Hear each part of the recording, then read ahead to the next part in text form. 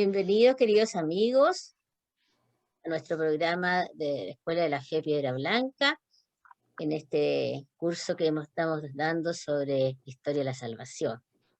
Llegamos al tema número 11, el retorno del pueblo del exilio. Así que los invitamos a iniciar con nuestra oración. Oh Dios, Espíritu Santo, tú nos das en la Sagrada Escritura tu revelación divina. Ilumina nuestro entendimiento e inflama nuestra voluntad para comprender tu verdad eterna, amarte y servirte con más fervor y fidelidad. Amén. Amén. Amén.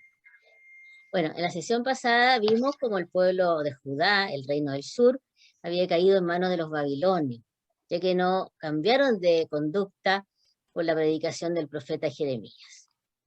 Recordemos que el profeta Ezequiel acompañó a su pueblo al exilio y allá fue elegido profeta para mantener la esperanza del pueblo, para anunciarle que algún día regresarían, y las visiones que él tuvo demostraron que Dios acompañaba a su pueblo, que no lo abandonaba. En esos años el pueblo se purificó y llegó a clamar a Dios por el retorno a la tierra prometida. Esta experiencia del destierro fue muy desconcertante y educativo para muchos, porque ya que sufrieron por igual justos e injustos, y existía la creencia que en esa época que solo los pecadores, los injustos eran los sufrientes. Pero la historia de Job, que ustedes seguramente alguna vez habrán escuchado, nos hace descubrir que realmente los justos también sufren como sufrió Cristo en la cruz. Bueno, el justo es el pobre y humilde ante Dios. Es el anau, una palabra antigua, hebrea seguramente, que significa el que es pobre y humilde, el que vive en desprendimiento, una austeridad de vida, y se reconoce necesitado y frágil ante Dios. El imperio persa, que apareció en esta época en el siglo VI, logró derrotar a los babilonios, y el rey Ciro, Ciro el Grande, permitió mediante un decreto que volviera el pueblo a su tierra, pudieran reconstruir el templo y fueran guiados por los sacerdotes. Recordemos a Zorobabel, a Edra y a Nehemías, que van a liderar este proceso largo y complejo anunciado ya por el profeta Ezequiel. Así que los invitamos hoy día a este tema, el retorno del pueblo a la tierra prometida. Como estamos ya un poquito acostumbrados, vamos a ver un pequeño PowerPoint que nos cuenta quiénes eran los persas, ¿no es cierto?, y cómo eran los hechos históricos que se produjeron a mediados del siglo VI antes de Cristo. Bueno, entonces tenemos nuestro tema, el retorno del exilio. La expansión del imperio persa. Este es uno de los imperios más grandes del mundo antiguo, porque abarcó por el oriente, desde la India, a todo lo que es actualmente Irán, Afganistán, ¿cierto?, Mesopotamia, Asia Menor, hasta las fronteras de Grecia. Los griegos, estas pequeñas polis, fueron los únicos que derrotaron a los persas en las famosas guerras médicas. Y hacia el occidente, todo lo que fue Fenicia, Siria, Israel, ¿no es cierto?, todo lo que era el reino de Israel, Egipto. Así que fue un reino poderosísimo. El rey que dictó este decreto y permitía a los hebreos volver es el rey Ciro el Grande, que reinó más o menos del 549 hasta el 529 a.C. Después, el otro rey que fue bien famoso, el rey Darío, porque dictó el segundo decreto para la reconstrucción del templo, dado que se había detenido la reconstrucción, que lo vamos a ver por qué motivo. Esta cultura persa era muy, muy adelantada, tenía un arte maravilloso, una arquitectura muy, muy interesante, un pueblo muy, muy adelantado. Su religión es muy especial porque en ella influyó mucho el hinduismo. Había una estrecha relación entre la religión de la India y la religión del Irán. Eran más deístas. Y después siguieron a Zoroastro, o Zaratustra, como se llama. Y muy interesante lo que ellos plantean, que es una igualdad de los seres humanos y un respeto a las ideas de los demás. El retorno del exilio se produjo entonces a partir del año 539 a.C. y parten guiados por los sacerdotes hacia la ciudad de Jerusalén. Ellos, yo creo que ante la presencia de las ruinas de Jerusalén, hicieron sonar su chofar, me parece que se llama esa trompeta, esa cuerno, que anuncia una de las alegrías del jubileo también, y ahí ya se encuentran ante las murallas de Jerusalén. La reconstrucción contó con el apoyo de los mismos persas que les devolvieron sus tesoros, le aportaron muchos materiales, y todo el pueblo que colaboraba. Y uno de los momentos más impresionantes fue cuando el sacerdote Esdras leyó ante todo el pueblo reunido la ley que había sido encontrada en el tiempo de Josías. Sería nuestra introducción. Entonces queríamos decirle cómo este pueblo dichoso de volver de la tierra prometida entonaba un himno, un salmo, que nosotros los tenemos, lo conocemos, y que es Salmo 126, y podían cantar esto que vamos a escuchar aquí. Los que siembran entre lágrimas, cantando cosecharán. Los que siembran entre lágrimas, cantando cosecharán.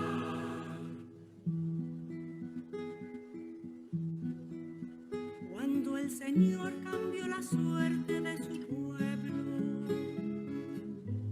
creíamos soñar, se nos llenaba la boca de risa y los labios de alegría. Todo el mundo decía de nosotros,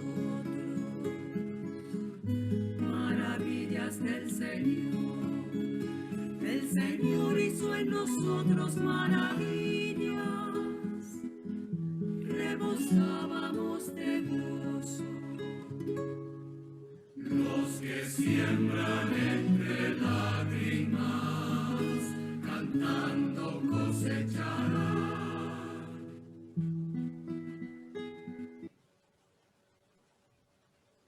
Bueno, eso entonces, el cántico, o por lo menos una parte del Salmo 126, que los exiliados cantaban al retorno del exilio. Entonces entremos en en la segunda parte, donde el rey Ciro, llamado el Grande, que acabamos de conocer, dictó este decreto que liberaba a los judíos. Escuchemos entonces el libro de Esdras. Esdras, capítulo 1, versículo del 1 al 7.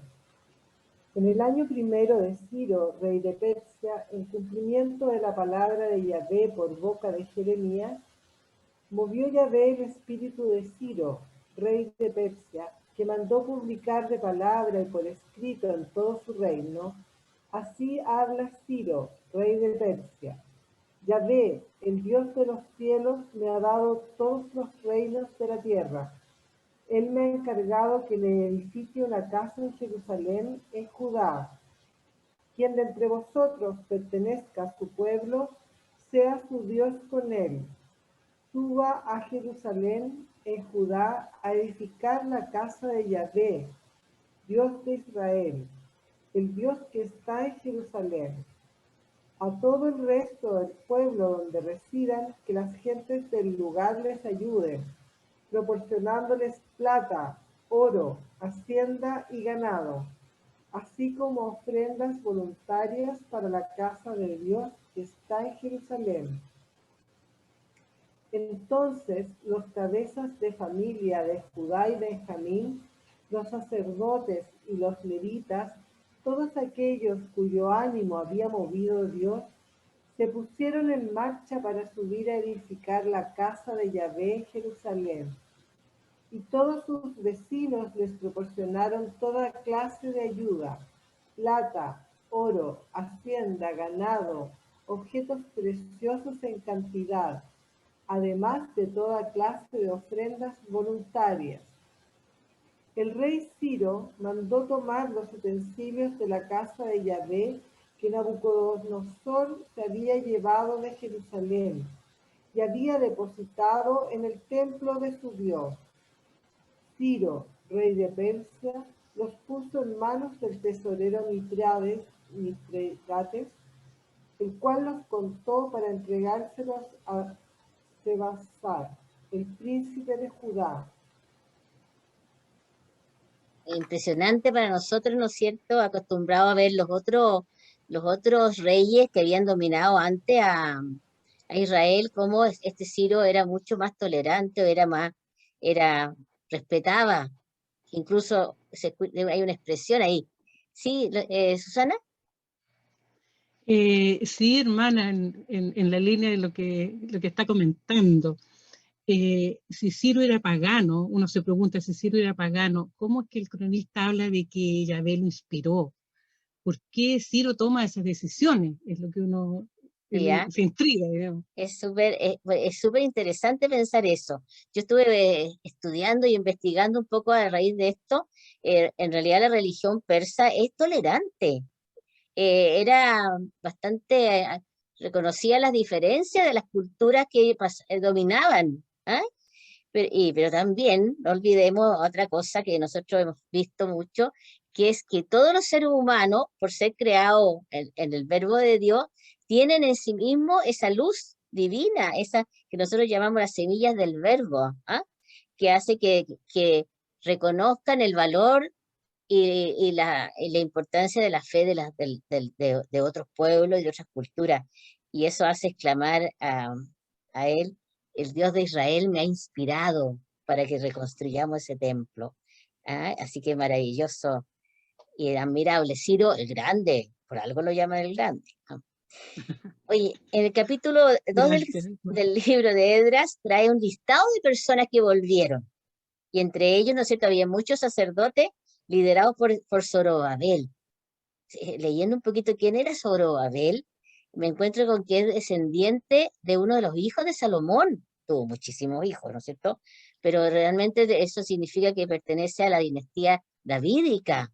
¿Ah? Así que, y eso aparece como que ahora ya no hay un rey, pero hay un sacerdote. Y realmente, proféticamente, no sé cómo se podría decir, porque no es casualidad que este sacerdote sea descendiente de David. ¿M? Así que ellos asumieron la responsabilidad de reconstruir el templo. Emilio, ¿sí? Lectura del libro de Esdras, capítulo 3, versículos del 1 al 6. Llegado el séptimo mes, los israelitas estaban ya en sus ciudades, y entonces todo el pueblo se congregó como un solo hombre en Jerusalén.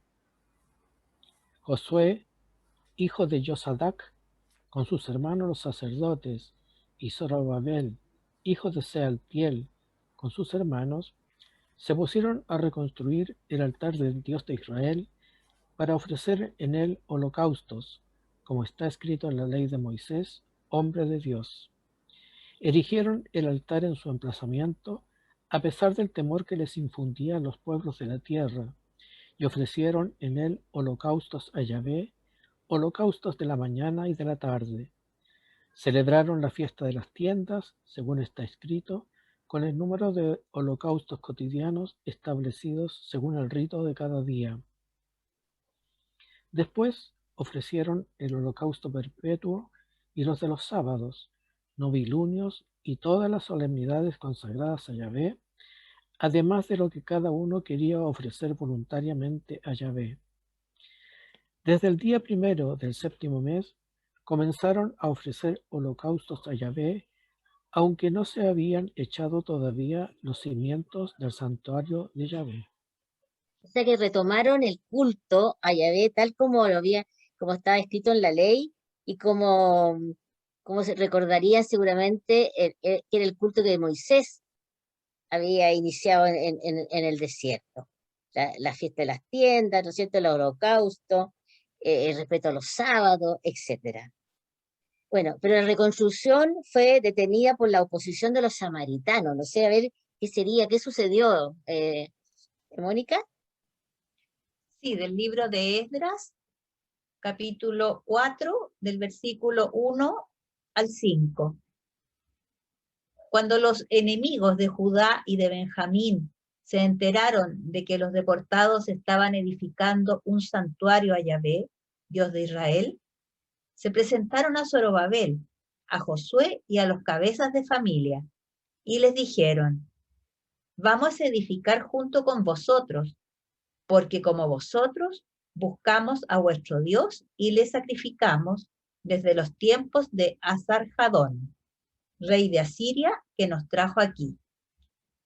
Zorobabel, Josué y los restantes cabezas de familia israelitas les contestaron: no podemos edificar juntos nosotros y vosotros una casa a nuestro Dios. A nosotros solos nos toca construir para Yahvé, Dios de Israel, como nos lo ha mandado Ciro, rey de Persia. Entonces el pueblo de la tierra se puso a desanimar al pueblo de Judá y a meterles miedo para que no siguiesen edificando. Y sobornaron contra ellos a algunos consejeros para hacer fracasar su proyecto. Así, durante todo el tiempo de Ciro, rey de Persia, hasta el reinado de Darío, rey de Persia.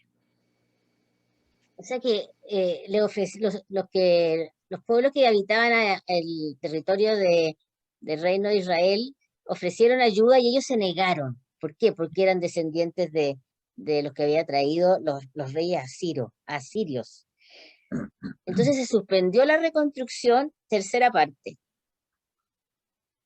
En esta tercera parte vamos a escuchar cómo el rey Darío, uno de los sucesores de Ciro, reafirma la orden de continuar con las obras del templo. Escuchemos. Esdras, capítulo 6, versículos del 1 al 5 y del 11 al 12. Entonces, por orden del rey Darío, se investigó en los archivos del tesoro conservado allí en Babilonia y se encontró en Ecbataná, la fortaleza situada en la provincia de los Medos, un rollo cuyo tenor era el siguiente. Memorándum. El año primero del rey Ciro, el rey Ciro ha ordenado casa de Dios en Jerusalén. La casa será construida como lugar donde se ofrezcan sacrificios y sus fundamentos quedarán establecidos. Su altura será de 60 codos, su anchura de 60 codos. Habrá 3 hileras de piedras de sillería y una de madera. Los gastos serán costeados por la casa del rey. Además, los utensilios de oro y plata de la casa de Dios que Nabucodonosor sacó del santuario de Jerusalén y se llevó a Babilonia, serán restituidos para que todo vuelva a ocupar su lugar en el santuario de Jerusalén y vuelva a ser colocado en la casa de Dios. Luego, versículos del 11 al 12. Ordenó además lo siguiente: a todo aquel que no cumpla este edicto, le será arrancada de su casa una viga, se le amarrará a ella y será azotado. En cuanto a su casa, será reducida por este delito a un montón de escombros. Y el Dios que ha puesto allí la morada de su nombre, aplaste a todo aquel rey o pueblo que trate de transgredir esto, destruyendo esa casa de Dios en Jerusalén. Yo, Darío, he promulgado este decreto. Se ha ejecutado exactamente. Gracias. Entonces, a mí, como profe de historia, me impresiona muchísimo esto de que en Ecbataná, que era como la universidad principal, hubiera un archivo que guardara los decretos de los reyes, de los reyes persas. Y ahí entonces fue revisado y Darío encontró el decreto que recordaba que debía reconstruirse el templo, devolver los objetos sagrados que habían sido requisados por Nabucodonosor, y que se debía castigar a los que se opusieran a las obras de la reconstrucción. Eso, muy interesante de parte del rey Darío. Entonces, como les decía, que recordemos que la comunidad estaba decidida a vivir el espíritu de los profetas que habían anunciado, ¿no es cierto?, que había que respetar la ley de Moisés. Pero muchos sacerdotes se habían unido a mujeres samaritanas, y habían tenido hijos con ella, y el sacerdote Esdras, observando esto lloraba de pena, y llamó a hacer una deliberación a los ancianos. ¿Qué hacemos en este caso? ¿Se puede conservar lo que ha sucedido, o habría que hacer algún cambio? Y al final se decidió, para poder respetar la alianza, que los sacerdotes se separaran de esas mujeres y de sus... Bueno, a nuestros ojos esto nos parece terrible, pero después de haber vivido un exilio, este exilio tan fuerte, que se habían sufrido tanto, desean respetar la ley de Dios. Pensemos que estamos a 2500 años de distancia. ¿Sí, Emilio? Hermana, ¿cuál es la causa de la oposición de los judíos hacia los samaritanos? Yo creo que es una causa histórica y religiosa. Histórica porque muchos de estos samaritanos se habían mezclado con la gente que trajeron los asirios en el siglo VIII, o sea, más o menos hace 700 y tanto, estamos en el 500, 200 años atrás, piensen, se habían mezclado, entonces se había formado un sincretismo religioso, una mezcla de la religiosidad israelita con la religiosidad asiria, y eso era incompatible con la pureza de la fe. Y si ellos, lo mismo que decíamos delante, lo mismo, ¿no es cierto?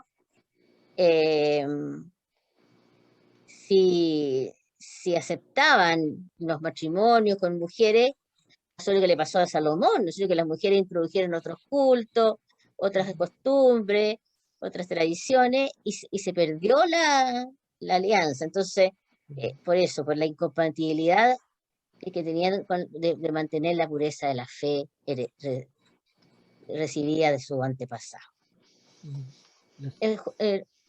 Consuelo, parece que querías preguntar algo. Hermana, yo también tenía una consulta de los samaritanos. ¿Se la puedo hacer? Por supuesto. Sí. Lo que me inquieta es como esta imagen del buen samaritano y la imagen también de la mujer samaritana. ¿Qué relación tiene con este texto a lo mejor? Fíjate que con tanto tiempo, digamos, 500 años de diferencia entre esos dos textos, recordemos que Jesús, cuando quiere explicar quién es mi prójimo, él se identificó con el samaritano, ¿no es cierto? El que atendió al que había sido herido en la parábola por los bandidos, era un samaritano, el que lo atendió, el que fue prójimo, el que fue amoroso, el que dio dinero, el que lo hospedó, lo cuidó, fue un samaritano. Entonces, una cercanía muy profunda de identificarse con él. Y por otro lado está el encuentro de Jesús en el pozo de Jacob con la samaritana, ¿no es cierto? Y cuando Jesús le pide agua, ella le dice: pero ¿cómo tú, siendo un judío, me pides a mí, que soy samaritana, que te saque agua del pozo. Si nosotros no nos llevamos bien, piensa los años que habían pasado y todavía eso se mantenía, esa odiosidad, esa diferencia, no sé, exclusión diríamos ahora entre dos pueblos tan vecinos que han vivido juntos y que parece que todavía quedan algunos representantes en Israel. Entonces, ¿por qué? Porque Jesús le dice, no, llega la hora en que ahora ya no hay, no, uno tiene que adorar a Dios en espíritu y en verdad, no vamos a hacer ni en este lugar ni en este otro, porque ellos iban al monte Garizim y los judíos iban a Jerusalén. Ahora no, se puede adorar a Dios en espíritu y en verdad. Y ella se convierte como una de las primeras evangelizadoras porque va a avisar a su gente, hemos encontrado al Mesías, dice. Es maravilloso. Y después en los Hechos de los Apóstoles aparece que uno de los primeros, cuando cuando los apóstoles fueron perseguidos, fueron a evangelizar a Samaria y muchos siguieron y reconocieron que Cristo era verdaderamente el Mesías prometido. Entonces hay un cambio total, una vuelta, ¿no es cierto?, en esta relación de nosotros los cristianos con los demás pueblos. Ya no hay judío, no hay griego, somos todos hermanos en Cristo. ¿Mm? Bueno, ya cuando pasamos a esta última parte en que se reconstruye el templo, pero es necesario hacer la dedicación y celebrar la Pascua. ¿Ah? Han pasado hartos años de que empezó el retorno, pero ahora ya está terminado el templo. Escuchemos entonces la lectura de Esdras. 6. 6, versículos del 16 al 22. Los israelitas, los sacerdotes, los levitas y el resto de los deportados celebraron con júbilo la dedicación de esta casa de Dios. Ofrecieron para la dedicación de esta casa de Dios 100 toros, 200 carneros, 400 corderos y como sacrificio por el pecado de todo Israel, 12 machos cabríos, conforme al número de las tribus de Israel. Luego establecieron a los sacerdotes según sus categorías y a los levitas según sus clases para el servicio de la casa de Dios en Jerusalén, según está escrito en el libro de Moisés. Los deportados celebraron la Pascua el día 14 del primer mes, ya que los levitas se habían purificado como un solo hombre, todos estaban puros. Inmolaron pues la Pascua para todos los deportados, para sus hermanos los sacerdotes y para sí mismos. Comieron la Pascua los israelitas que habían vuelto del destierro y todos aquellos que, habiendo roto con la impureza de las gentes del país, se habían unido a ellos para buscar a Yahvé, Dios de Israel. Celebraron con júbilo durante 7 días la fiesta de los ázimos, porque Yahvé les había llenado de gozo, pues volvió hacia ellos el corazón del rey de Asiria, para que reafirmase sus manos en las obras de la casa de su Dios, el Dios de Israel. Escuchándote el texto, no sé por qué usan el nombre del rey de Asiria cuando es el rey de Persia, pero debe ser el escritor sagrado usó ese nombre. ¿Eh? Es interesante ver cómo la dedicación del templo se hace igual como el templo Salomón, con holocaustos de animales y además por el pecado de 12 machos cabríos por las 12 tribus de Israel, acordándose de las 12 tribus, y la celebración de la Pascua el 14 del primer mes, del mes de Nisan, que es el primer mes del año hebreo, y Jesús también celebró la Pascua el 14 del mes de Nisan, no, lo hizo el 13, porque el 14 murió él en la cruz. ¿Eh? Y entonces realmente se mantuvo la misma tradición del tiempo de Moisés. Celebraron la fiesta de los ázimos. Entonces el pueblo se reúne ahora en torno a la ley y en torno al templo, ya reconstruido y consagrado. Ese templo es la morada de Dios. El templo es el signo de la presencia. En la presencia se usa la palabra chequina, la presencia de Dios en medio de su pueblo. Veamos qué nos dice Nehemías al respecto.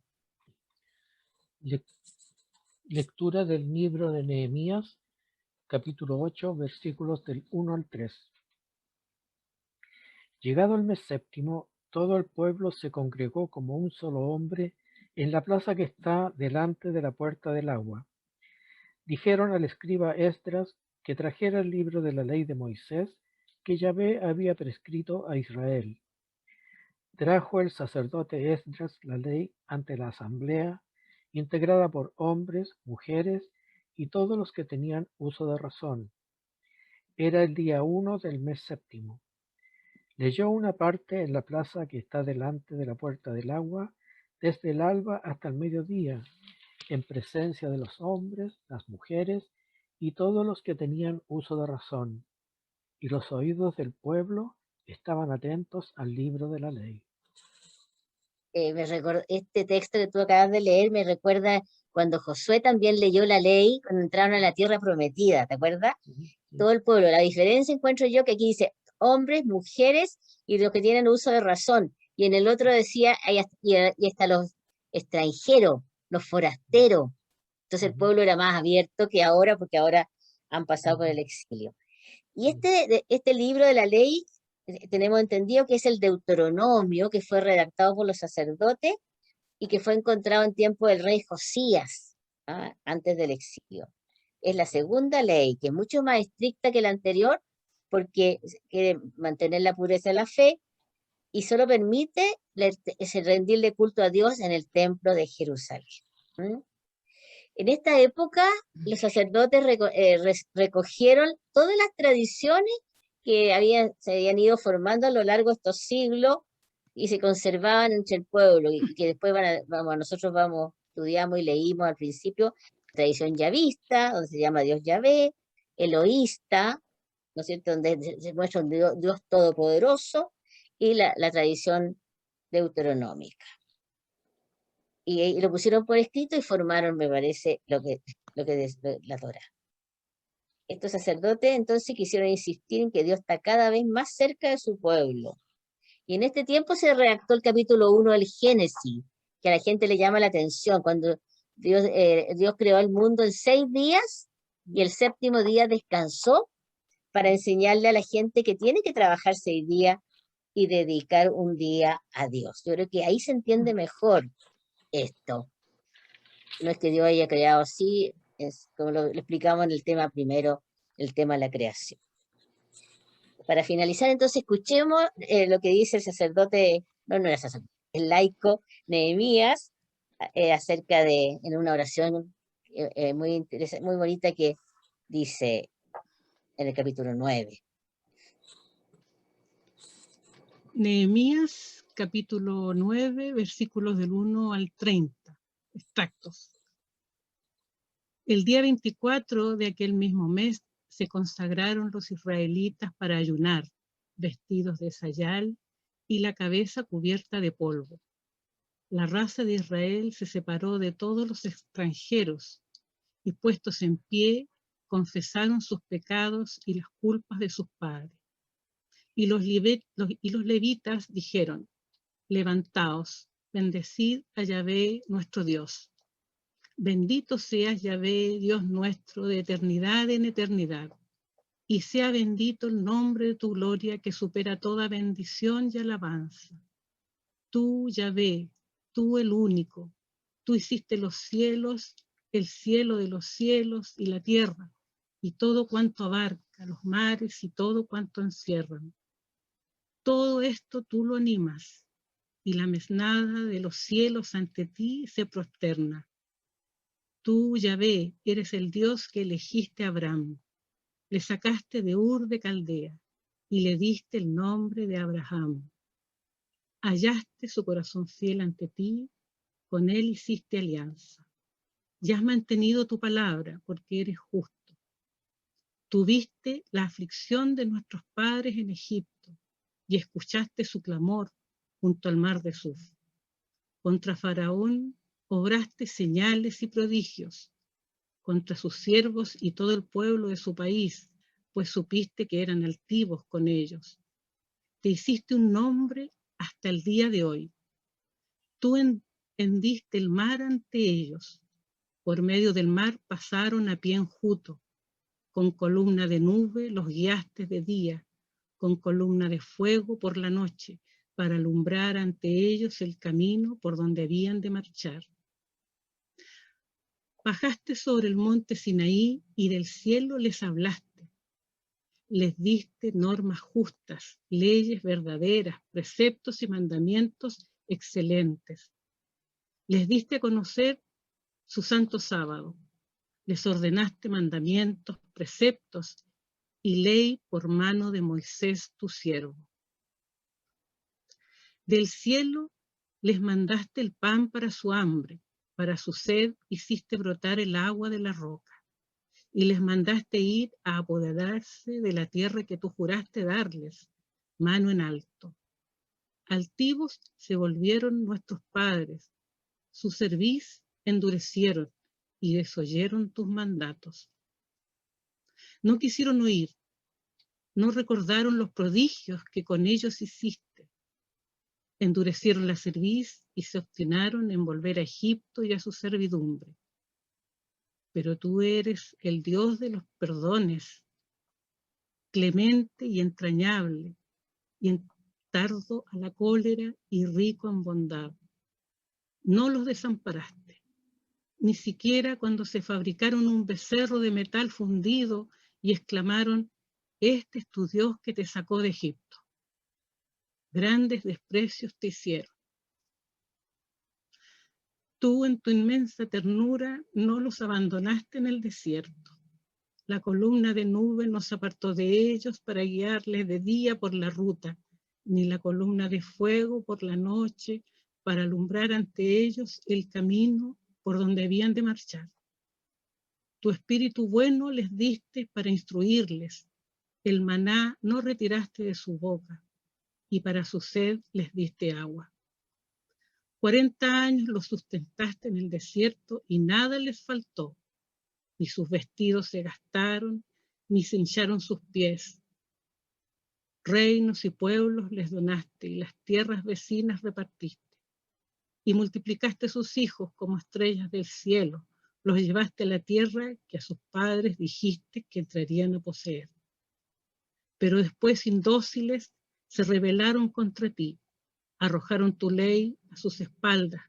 Mataron a los profetas que les conjuraban a convertirse a ti. Grandes desprecios te hicieron. Tú los entregaste en poder de sus enemigos que los oprimieron. Durante su opresión clamaban hacia ti y tú los escuchabas desde el cielo. Y en tu inmensa ternura les mandabas salvadores que los libraron de las manos opresoras. Pero apenas en paz volvían a hacer el mal ante ti y tú los dejabas en manos de sus enemigos que los oprimían. Ellos de nuevo gritaban hacia ti y tú escuchabas desde el cielo. Muchas veces por ternura los salvaste. Tuviste paciencia con ellos durante muchos años. Les advertiste por tu espíritu, por boca de tus profetas, pero ellos no escucharon. Y los pusiste en manos de las gentes de los países. Mas en tu inmensa ternura no los acabaste, no los abandonaste, porque eres tú, Dios clemente y lleno de ternura. Es realmente maravillosa esta oración. Bueno, sintetiza toda la historia del pueblo de Israel, todo lo que hemos estudiado en nuestros 11 temas, desde que empezamos en septiembre, y realmente acentúa toda la presencia de Dios en medio de su pueblo, la ternura de Dios en medio de su pueblo, y cómo Él es un Dios de perdones. Me encantó esa frase. Bueno, Entonces, dejamos al pueblo ya de vuelta al pueblo judío, ahora se tiene que hablar del pueblo judío, porque es de la tribu de Judá, en su tierra prometida, con su templo reconstruido, gracias a la acción de muchas personas liderados por todas personas que dijimos que eran Zorobabel, Edras, Nehemías, y con el apoyo de los reyes persas. Bien. Mónica. Sí, tengo una pregunta. ¿Cómo se entiende la conservación de la fe más bien cerrada en ese momento del pueblo de Israel en torno al templo y la ley? ¿No hay una contradicción con el mensaje que trae Cristo con su espíritu de universalidad? Sí, sí, pensemos todo lo que ha evolucionado el pueblo, ¿no es cierto?, desde que empezó a formar con Abraham. Cuando Dios llama a Abraham, le dijo que esta promesa era para todas las naciones, pero con el correr del tiempo y todas las vicisitudes que ellos tuvieron, claro, se fueron cerrando para protegerse, yo creo. Es un poco natural eso, lógico, pero cuando Cristo en la plenitud de los tiempos llega y viene a la tierra, también vuelve nuevamente a abrirse a todas las naciones, a todos los pueblos, a todas las culturas, porque todos tenemos un origen común, todos somos hermanos y todos somos llamados a esa plenitud de vida que Él nos trae. Así que sí, la evolución de las culturas lleva a cerrarse para protegerse, ¿no es cierto? Y hasta el día de hoy muchos pueblos lo siguen haciendo, ¿ah?